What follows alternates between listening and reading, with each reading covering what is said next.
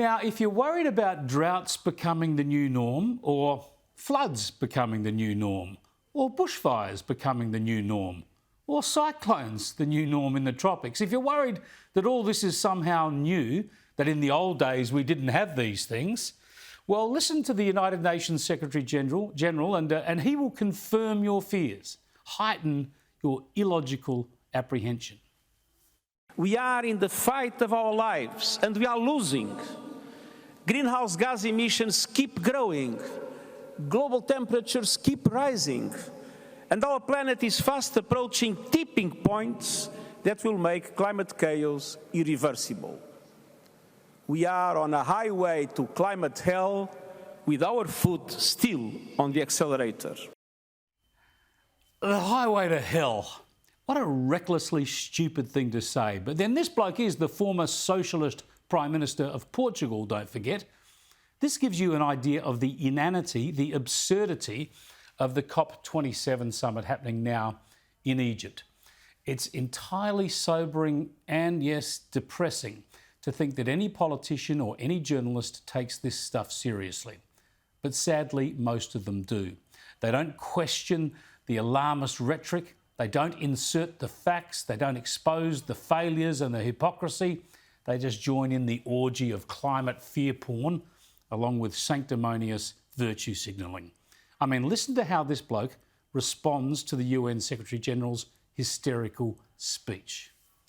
The warning from the UN Secretary-General was very sobering, and it's certainly clear that the world does need to take action to avoid catastrophic climate change, and that's why Australia is the first country since the Glasgow COP last year to increase our ambition. The reckless hysteria of the UN Secretary-General is sobering, according to this bloke. He's a minister in our federal government. Pat Conroy is Minister for the Pacific. And this is what he says when the UN chief says we're on a highway to hell with our foot on the accelerator. That's his response. He's over there in Egypt, of course, lapping it all up. Doesn't he have an obligation to stick to the facts, to deal in reality? But wait, there's more. He reckons this highway to hell is also a high road to a green energy jobs bonanza. There's a massive jobs opportunity for Australia through the clean energy revolution. So the message from the UN Secretary-General was very important. Australia has heard it through the election of the Albanese Labor government, and we're committed to seizing the job opportunities that are there from taking action on climate change.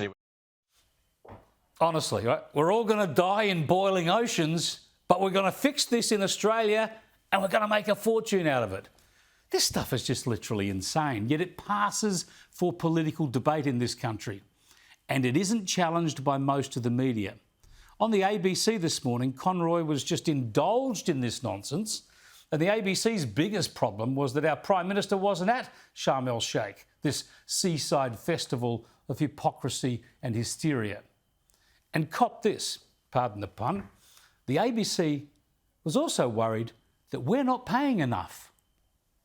Analysis by Carbon Brief, its UK-based, respected climate change newsletter minister, says the US, UK, Canada and Australia have fallen billions of dollars short in their fair share of climate funding for developing countries. The Guardian's reporting that this morning. Is Australia not stumping up enough money to help developing countries? Really?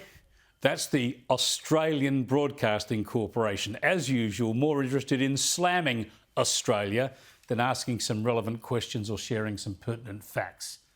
But have a listen to the answer. Australia is providing records amount of climate finance under this government.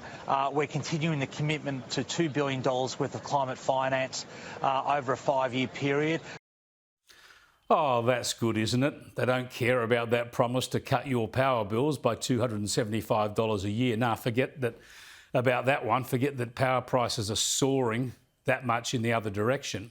But they will keep handing out our cash to overseas nations to honour their promises on climate gestures. We've even got a climate change ambassador over there in Egypt. I'm having a busy start to the role. I'm here at the UN Climate Conference COP27 here in Sharm el-Sheikh in Egypt.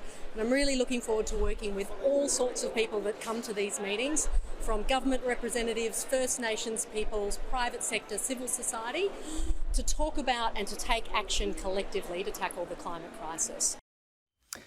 This is not reassuring. This is all bad for you, all bad for our country.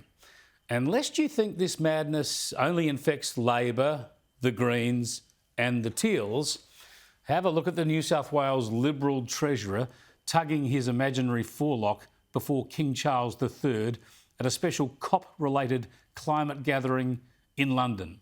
Keane says the King is a strong advocate for sustainability and the environment.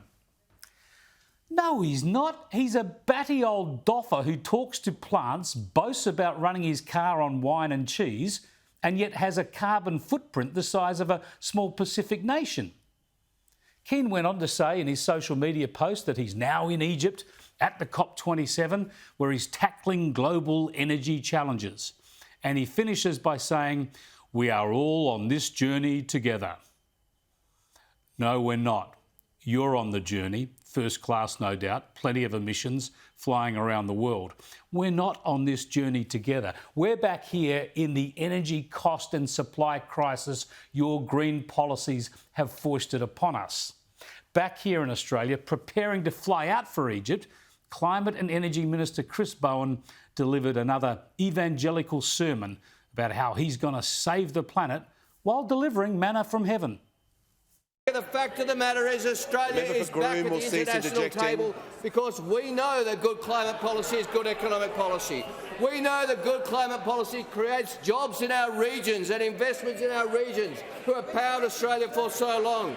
We understand what is at stake. We are the developed country with the most to lose from unchecked climate change, Mr Speaker. Natural disasters, floods, fires and cyclones.